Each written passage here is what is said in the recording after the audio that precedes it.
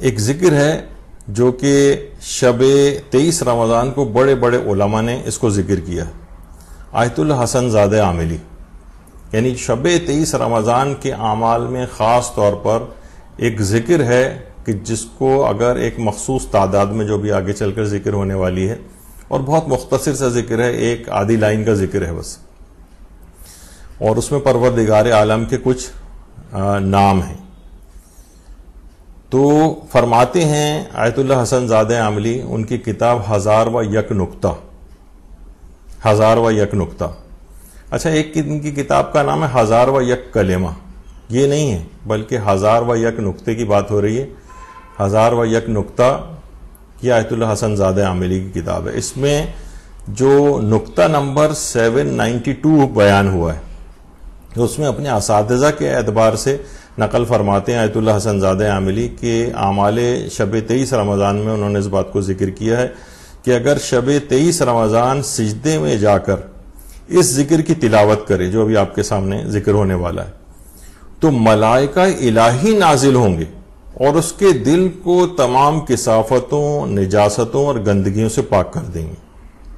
اور آگے انہوں نے لکھا ہے کہ مجرب جدن، یعنی یہ بہت ہی تجربہ شدہ یہ والا عمل ہے، بہت زیادہ تجربہ شدہ ہے کہ اس ذکر کو شب 23 رمضان میں اس ذکر کو ایک مخصوص تعداد کے اندر پڑھا جائے.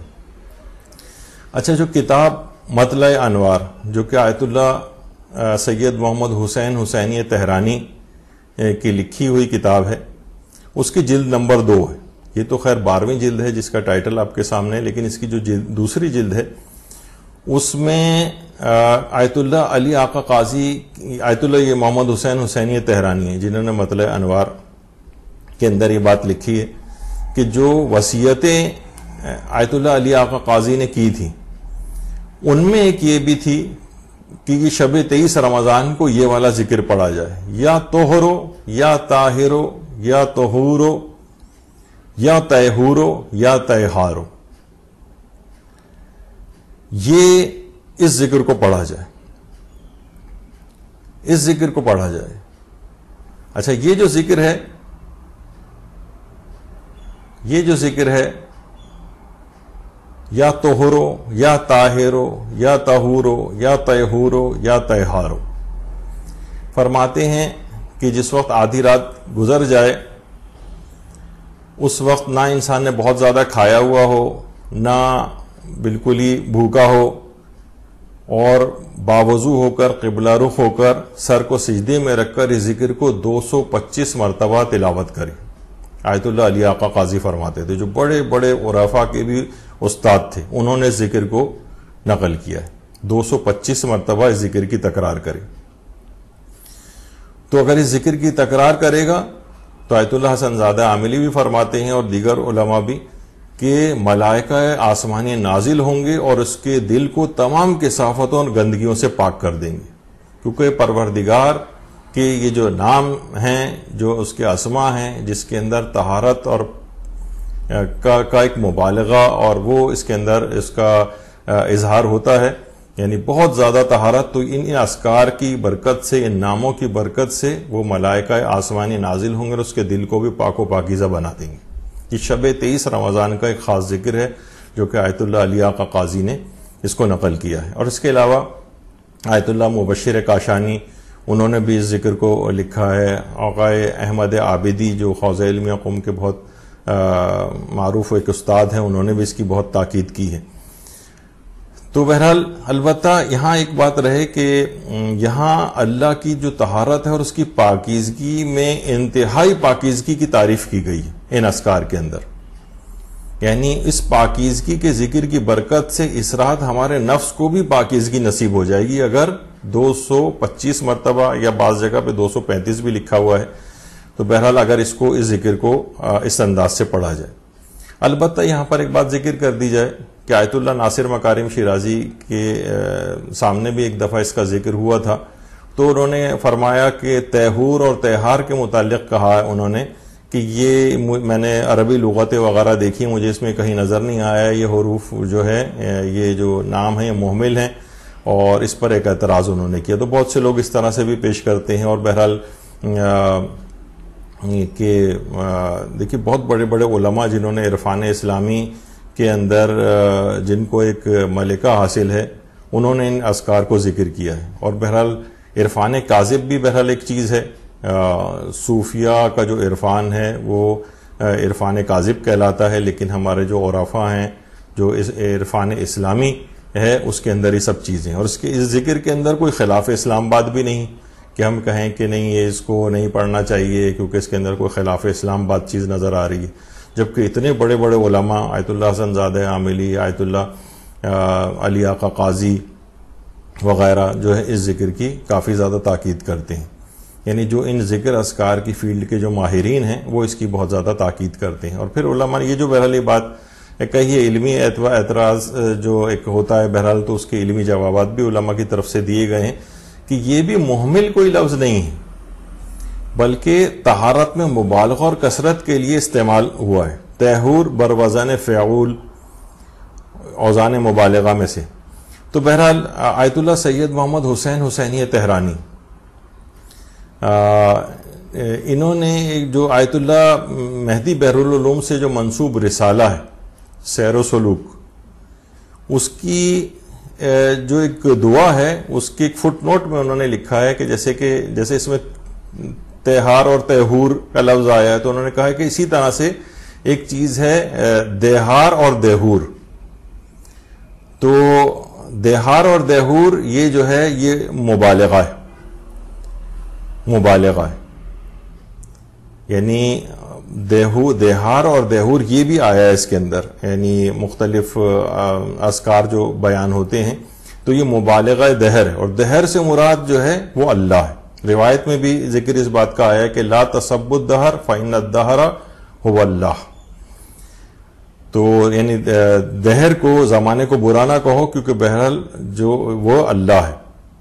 تو یہ بھی دہر کا لفظ دہار اور دہور اسی طریقے سے یہاں پر تہار اور تہور ہے, یعنی مبالغہ در طہارت ہے. تو بہرحال یہ ظاہر ہے کہ ایک الگ روحانیت کی ایک فیلڈ ہے. اور جو اس لحاظ سے جو اذکار ہیں یہ انہی بڑے روحانی علماء نے جو ہیں وہ بتائے ہیں. دیکھیے شیخ جعفر آل کاشف الغطا کہ کتنے بڑے اور عظیم فقیہ تھے, لیکن سید مہدی بحرالعلوم جو اسی طرح کی روحانیت کے بہت زیادہ ماہر تھے تو ان کے جوتوں کی گرد کو اپنے عمامے کے تحت الحنک سے صاف کرتے تھے. یعنی شیخ جعفر آل کاشف الغطا جیسا فقیہ وہ سید مہدی بحرالعلوم کے جوتے کی جو گرد ہے اپنے عمامے کے تحت الحنک سے صاف کرتے تھے. تو بہرحال یعنی یہ مقامات ہیں علماء کے. اچھا, آیت اللہ بہجت خود اپنی دعاؤں اور اذکار میں یہ جو تھا لفظ دہار اور دہور اس سے بھی استفادہ انہوں نے کافی کیا, اتنا وقت نہیں کہ اس کو ذکر کریں. اسی طریقے سے آیت اللہ وحید خراسانی نے جو اپنے اشعار امام علی علیہ السلام حضرت امیر المومنین علیہ السلام کی شان میں جو انہوں نے اشعار کہے ہیں اس میں بھی دہار اور دہور کے جو لفظ ہے اس سے انہوں نے کافی استفادہ کیا ہے آیت اللہ وحید خراسانی نے. لہٰذا اس بات میں کوئی مذائقے کی بات نہیں ہے. اور طہارت باطن کے لیے ان اذکار کو اس رات شب 23 رمضان کے خاص اذکار میں سے یہ چیز ان بڑے عرفانی علماء نے اس بات کو نقل کیا, جس میں آیت اللہ علی آقا قاضی ہیں اور اس کے علاوہ آیت اللہ حسن زادہ عاملی ہیں, اس کے علاوہ آقا احمد عابدی ہیں جو کہ حوزہ علمیہ قم کے بڑے اساتذہ میں ان کا شمار ہوتا ہے. اور یہ خود آیت اللہ بہجت کے شاگرد رہ چکے ہیں. آیت اللہ شیخ جواد تبریزی کی خاص برجستہ شاگردوں میں ان کا شمار ہوتا ہے. آیت اللہ انصاری شیرازی کی شاگردوں میں ان کا شمار ہوتا ہے. آیت اللہ حسن زادہ عاملی کے خاص شاگردوں میں ان کا شمار ہوتا ہے. تو یہ ان کی بھی بات بہت زیادہ یہ تاکید کرتے ہیں آقا احمد عابدی. اس کے علاوہ آیت اللہ جو مبشر کاشانی ان کا قوم کے اندر درس خارج بھی ہوتا ہے, اور یہ خود آیت اللہ سید عبد الکریم کشمیری کے شاگرد ہیں. یہ اس ذکر کی بہت تاکید کرتے ہیں, اور یہ خود آیت اللہ عبد الکریم کشمیری کے بھی شاگرد رہ چکے ہیں اور آیت اللہ رضا بہاؤالدینی کے بھی شاگرد رہ چکے ہیں. اچھا، عربی لغت میں دیکھیے اگر کوئی چیز ذکر نہ ہوئی ہو ضروری نہیں ہے، کیونکہ دعاؤں کے اندر عبرانی زبان کے بھی بہت سے الفاظ موجود ہیں. جو رسالہ سیر و سلوک جس کا بھی تذکرہ ہوا تھا سید مہدی بحر العلوم سے جو منسوب ہے، اور جو اس کا مقدمہ اور شرح لکھی آیت اللہ سید محمد حسین حسینی تہرانی نے، اس میں آیت اللہ علی آقا قاضی کا ایک قول علامہ محمد حسین طباطبائی کے لحاظ سے ذکر ہوا ہے کہ دعاؤں میں دیکھیے عبرانی کے جو الفاظ ہیں، دعاؤں میں عبرانی زبان کے بھی کچھ الفاظ آئے ہیں. یہ خود بحار الانوار کے اندر بھی جو ہے وہ موجود ہیں. مثلا اس کے اندر یہ ہے کہ جیسے احیا شراحیہ، اور یہ عربی زبان کے لفظ نہیں ہیں. اچھا، جب یہ عبرانی زبان کے، یہ عبرانی کلمات ہیں، اور اس کا جو عربی کے اندر ٹرانسلیشن بنتا ہے وہ کچھ علماء کہتے ہیں یا حنانو یا منانو بنتا ہے اس کے معنی، یا کچھ کہتے ہیں یا حیو یا قیوم بنتا ہے.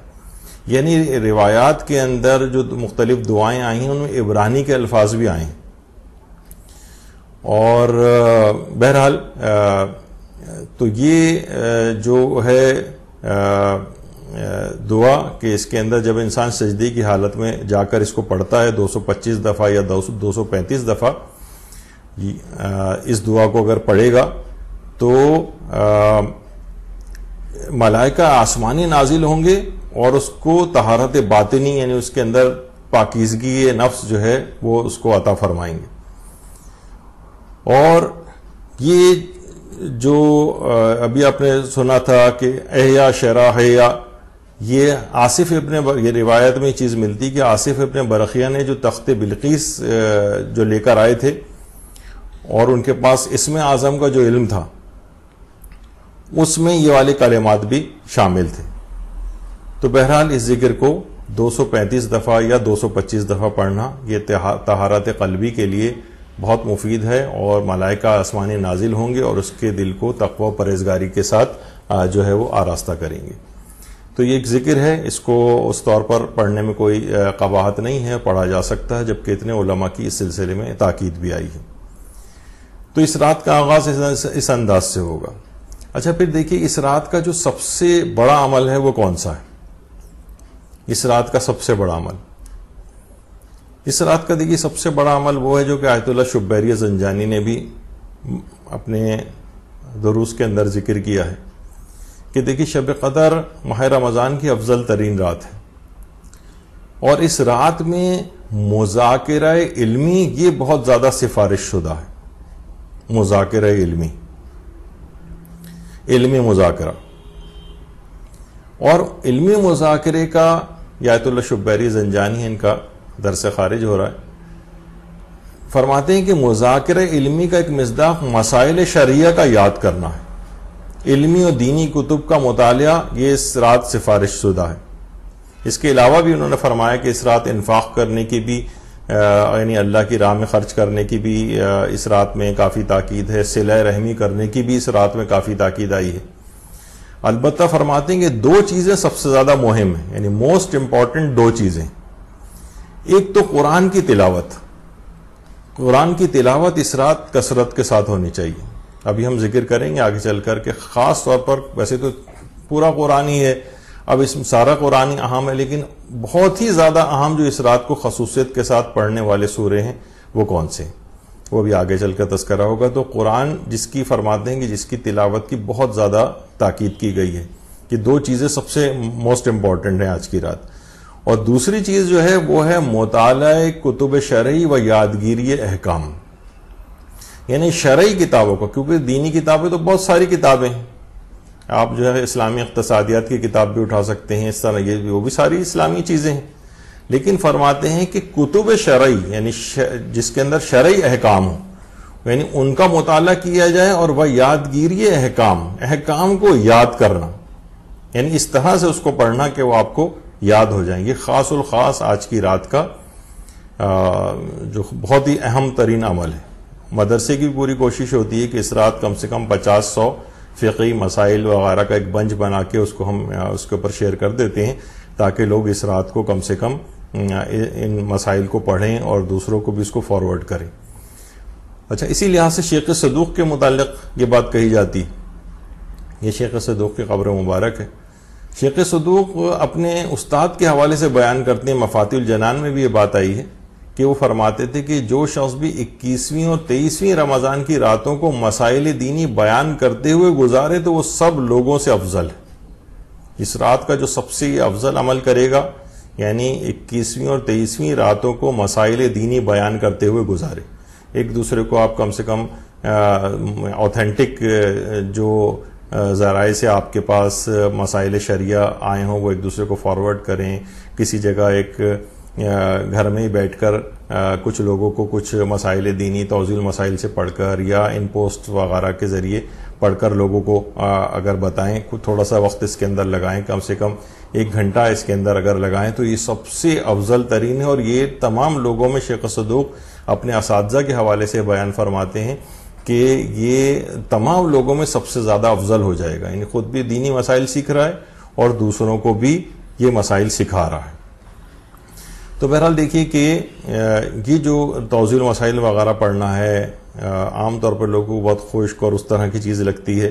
بہرحال اس کے اندر بھی ایک پیغام ہے. یعنی اتنے اہم چیز ہے ان احکامات شریعت کے، اتنی اہم ترین رات کو دیکھیے پورا سال پڑا ہے. آج کی رات تو کہا جانا چاہیے تھا بھائی مسائل وسائل اور یہ علم حاصل کرنے کے لیے تو پورا سال پڑا ہے، تو فقط یہ آج کی رات تو دعاؤں میں، صرف مناجات میں، صرف نمازوں میں لگانی چاہیے تھی. سب سے زیادہ افضل عمل پھر علم، یہ مسائل شریعہ کا حاصل کرنا قرار دیا گیا اس کے باوجود، تاکہ اس میں ایک یہ بھی ہے کہ یہ کیونکہ پورے سال کا آغاز آپ کی زندگی کا اس رات سے ہو رہا ہے، تو لہٰذا اس کے اندر ایک پیغام یہ بھی ہے کہ اس بات کو جو اس میں آپ کو پریکٹس کرائی جا رہی ہے مسائل شریعت کو یاد کرنے کی، یہ سلسلہ پھر پورے سال چلنا چاہیے. تو بہرحال یہ تمام چیزیں ایسی ہیں کہ جس کی بہت اہمیت ہے. لوگ عام طور پر دیگر چیزوں کے اندر بہت زیادہ مصروف ہو جاتے ہیں اور یہ سب سے اہم اور افضل ترین عمل جو ہے اس رات کا اس کو فراموش کر دیتے ہیں. اس کی طرف ہونی چاہیے توجہ. یہی وجہ ہے کہ آیت اللہ جوادی عاملی فرماتے ہیں کہ اس دنیا میں کوئی بھی چیز علم دین کے حصول سے برتر نہیں ہے. بعض اوقات کہہ دیا جاتا ہے کہ بھئی دیکھیں یہ اور بھی چیزیں ہیں، فزکس، کیمسٹری، یہ بھی کون سا غیر دینی چیز ہے. وہ ٹھیک ہے، اس پہ ہماری ان تمام چیزوں کی اہمیت سے کسی کو انکار نہیں ہے، لیکن بہرحال اصل علم دیکھیے وہی ہے کہ جس سے آپ کی آخرت سنور جائے. یعنی افضل ترین عمل بہرحال جس میں ہم نے ایک دفعہ آیت اللہ ناصر مکارم شیرازی کا فتویٰ بھی پیش کیا تھا، تو اس میں انہوں نے یہی بات کہی تھی کہ ٹھیک ہے ان تمام چیزوں کی بھی بہت اہمیت ہے اور ایک خاص تعداد تمام علوم کے لیے مہیا ہونی چاہیے تاکہ زندگی کا نظام بھی اس طرح سے چلتا رہے. لیکن انہوں نے یہ بھی فرمائی یہ بات کہ آج کل کے دور میں خاص طور پر علم دین کی اہمیت بہرحال ان تمام چیزوں سے زیادہ ہے. یعنی وہ تو اپنے طور پر چل ہی رہے ہیں، لوگ کر ہی رہے ہیں، لیکن بہرحال ایک علم دین کی افضلیت سے اس میں کسی کو انکار یا کوئی معذرت خواہانہ لہجہ اختیار کرنے کی ضرورت نہیں ہونی چاہیے. سب سے افضل اور برتر جو چیز علم ہے وہ یہی علم دین ہے. یعنی اور فرماتے ہیں کہ جتنا علم میں اضافہ ہوگا اس رات، اسی قدر اس کی عقل میں بھی اضافہ ہوگا. یعنی جس قدر علم میں اضافہ کریں گے اسی قدر عقل میں بھی اضافہ ہوگا. اور خود سوچیں گے انسان کی جب عقل میں اضافہ ہوتا ہے تو دیکھیے انسان جو گناہ کرتا ہے تو کیوں کرتا ہے؟ بے عقلی کی وجہ سے گناہ کرتا ہے. اس کے نتائج اور عواقب وغیرہ سے صرف نظر کر رہا ہوتا ہے، بے عقلی کا کام کر رہا ہوتا ہے کہ جس کا لازمی نتیجہ آگ کے اندر جلنا ہے. ایسے کام کیوں کر رہے ہو؟ تو جس وقت انسان گناہ کرتا ہے تو اس کی عقل بھی کم ہو جاتی. تو فرماتے ہیں کہ یعنی اگر اس رات کو خاص طور پہ یعنی علم حاصل کیا جائے گا، یعنی جتنا علم حاصل ہوگا ظاہر ہے کہ اسی قدر اس کی عقل میں اضافہ ہوگا. جتنا اس رات اس کی عقل بڑھے گی اتنا ہی زیادہ وہ گناہوں سے، کیونکہ عقل بڑھے گی تو خود بخود گناہ کم ہو جائیں گے. عقل بڑھے گی تو خود بخود ہی زندگی میں کوئی غلط فیصلے نہیں کرے گا، وہ زندگی بھی اچھی گزرے گی. تو بہرحال یہ بات ہے. تو آیت اللہ جوادی عاملی یہ بات فرماتے تھے کہ جو کہ ان کے متعلق صاحب جواہر آیت اللہ شیخ محمد حسن، جن کو صاحب جواہر الکلام کہا جاتا ہے، 43 جلدیں 30 سال کے عرصے میں انہوں نے کتاب جواہر الکلام کو مکمل کیا تھا. اور اس طرح سے پلاننگ کی تھی کہ کتاب یعنی 30 سال سے انہوں نے کہ اس کتاب کا جو اختتام ہو وہ 23ویں شب قدر میں ہو، یعنی اس شب قدر، اور یقیناً یہ سب کچھ بھی ہوگا اور امام زمانہ علیہ السلام کو ہدیہ بھی کیا ہوگا کہ پروردگار یہ میں نے یہ کتاب لکھی ہے اور میں اس کا ثواب ان کو ہدیہ کرتا ہوں، یعنی خاص طور پر اس رات شب قدر میں یہ اچیومنٹ، وہی نا کہ جس طریقے سے دیکھیے یہ ہوتی ہے پلاننگ. انہوں نے کہا کہ جو کتاب فقہ کی بہترین کتاب جواہر الکلام استدلالی جو کتاب ہے وہ انہوں نے 30 سال کے عرصے میں لکھی، تو لیکن اس طرح کی پلاننگ کی کہ جب کتاب کو لکھنے کے بعد اس کا اختتام شب 23 رمضان کو کیا. تو بہرحال یہ ایک بڑی خصوصیت والی بات ہے اور واقعتاً اسی کو صحیح طور پر پلاننگ بھی کہا جاتا ہے. تو وہ بھی اسی وجہ سے کہ اس رات علم حاصل کرنے کے لحاظ سے، اب دیکھیں نا کہ وہ شب قدر ہوگی اور اس میں بیٹھ کے وہ جواہر الکلام جو کتاب ہے اس کو مکمل کر رہے ہوں، جبکہ اس انداز کی ان کے متعلق ملتا ہے کہ جب صاحب جواہر کے اپنے ایک بیٹے کا انتقال ہو گئے تو اور بھی کتاب لکھ ہی رہے تھے، اس کے دوران ہی ان کے بیٹے کا انتقال ہوا، تو پوری رات اپنے بیٹے کا جنازہ ہے کہ رات کے وقت دفن نہیں کرنا تھا، دن میں دفن کرنا تھا، جنازہ گھر میں ہی رکھا ہوا تھا. صاحب جواہر نے پوری رات اکیلے اپنے بیٹے کے ساتھ بیٹے کا جنازہ رکھا ہوا ہے اور کتاب جواہر الکلام کو لکھنے میں مصروف ہو گئے اور یہاں تک کہ صبح ہو گئی. تو بہت سی چیزیں بڑی ظاہر ہے کہ جو بڑے افراد ہوتے ہیں دیکھیے ان کی پھر باتیں بھی بڑی ہوتی ہیں. ہم تو ظاہر ہے کہ کہیں گے کہ عام شخص کے اعتبار سے کہ بھئی یہ کوئی سنکی ٹائپ کا شخص ہے کیا ہے، لیکن جو جن کے بڑے مقامات ہوتے ہیں ان سے پھر بڑے اسی طرح کے کام ان کے ہمیں نظر بھی آتے ہیں. اسی طرح سے آیت اللہ مرشی نجفی کو دیکھیں. آیت اللہ مرشی نجفی جب چھوٹے تھے اور انہوں نے نیا بولنا سیکھا تھا، یہ جو سب سے چھوٹے ہیں یہ آیت اللہ مرشی نجفی کے بچپن کی ایک تصویر ہے. تو کہ جب انہوں نے بولنا سیکھا تھا تو ان کو جو سب سے پہلا جو جملہ سکھایا گیا تھا وہ قرآن کی ایک آیت تھی جو کہ سورہ سبا کی آیت تھی، وَهُوَ الْفَتَّاحُ الْعَلِيمُ، وہ خوب فیصلہ کرنے والا اور خوب جاننے والا ہے، علیم جاننے والا یعنی علم کے اعتبار سے. اور بہرحال اس قسم کا ہے کہ مسجدوں کے نام بھی اس کے اوپر فتاح العلیم کے نام سے مساجد کے نام بھی ہیں، یعنی ان کو سب سے پہلا جملہ ہی یہ یاد کروایا گیا کہ وہی پروردگار ہے جو سب سے بہترین فیصلہ کرنے والا اور سب سے زیادہ علم رکھنے والا ہے. یہ جب پہلا جملہ ہی یہ یاد کرایا تو اس قدر یعنی پاکیزہ تربیت کا اہتمام کیا گیا تھا آیت اللہ مرشی نجفی کے لیے کہ اپنی جو ان کی والدہ گرامی تھیں یعنی اپنی ماہانہ عادت کے دنوں میں بھی انہوں نے ایک سیدانیہ علویہ کو اجرت کے طور پہ رکھا ہوا تھا تاکہ ان کے لیے پاکیزہ حالت میں غذا کا انتظام ہو آیت اللہ مرشی نجفی کے لیے. اور ان کے والد نے حرم امیر المومنین میں علیہ الصلوۃ والسلام میں یہ لباس اہل علم کا جو لباس ہے، علماء کا لباس ہے، یہ حرم امیر المومنین میں آیت اللہ مرشی نجفی کو پہنایا تھا. اور علمی لحاظ سے جو ان کی دادی تھی شمس اشرف بیگم، انہوں نے بھی آیت اللہ مرشی نجفی کو قرآن اور عربی ادبیات کی جو کتاب مغنی اللبیب ہے اس کی تعلیم کی تھی. مغنی اللبیب وہ عربی ادبیات کی کتاب ہے کہ جو اس کے مؤلف نے مکہ مکرمہ میں اپنے آخری زندگی کا ایام میں لکھی تھی، اور پوری کتاب اسی نیت سے کہ میں اس شہر مکہ کے اندر اس کتاب کو لکھوں گا. بہرحال ایک عربی ادبیات کی نحو کی کتاب ہے وہ. یہ ان کی دادی نے ان کو پڑھائی تھی، یعنی پوری خاندان آپ دیکھیے. اور اس قدر زہد تقوی ان کے اندر پھر پیدا ہو گیا تھا آیت اللہ مرشی نجفی میں، جیسے کہ اس سے پہلے بھی کئی دفعہ ذکر ہوا کہ ساری زندگی حج نہیں کیا تھا، اور کیونکہ پیسے ہی ذاتی طور پر جمع نہیں ہوئے تھے ان کے پاس کہ حج کے برابر ہو جائیں. بہت سے تاجروں نے پیسے دینے کی کوشش، بہت سے بزنس مین ان کے پاس آتے تھے کہ ہم اپنے پیسے سے آپ کو حج کرواتے ہیں، تو یہ انکار کر دیتے تھے ہمیشہ. ایک شخص نے ایک دفعہ آیا تھا اور اعتراض آ کر کیا تھا کہ آپ کے پاس تو اتنے شرعی اموال آتے ہیں، کیسے ممکن ہے کہ آپ پر حج واجب نہ ہو جبکہ آپ خود تقسیم کرتے تھے ان کو. تو فرمایا کہ یہ میرے اموال نہیں ہیں، یہ مستحقین کے ہیں. جب بھی کبھی زندگی میں ایسا موقع آیا کہ میرے پاس اپنا مال ہوا اور میرے پاس میری اپنی محنت کی کمائی ہوئی تو میں اس سے حج کر لوں گا.